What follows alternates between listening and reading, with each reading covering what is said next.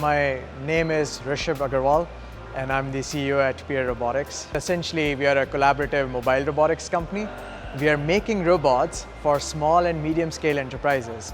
Our robots can learn from humans in real time, allowing people on the shop floor to integrate, deploy, and existing assets, existing infrastructure. So the biggest thing when we look at automation or kind of robotic systems, it's not that whether they want these automation solutions or not. It's about how they can really implement it at their shop floors and get value from it from day one. What we are focusing on Peer Robotics is something that we called Operations Assistant, where our whole perspective is that we are not just automating the physical movement of pallets and trolleys, but also providing insightful data and analytics back to our customers.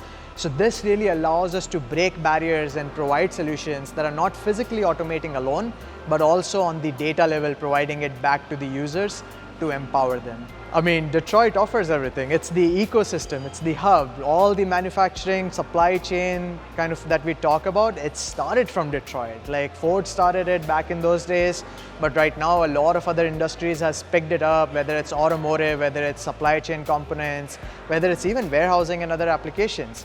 It's the melting pot, and being in Detroit really allows us to be next to our customers, build with them, provide for them.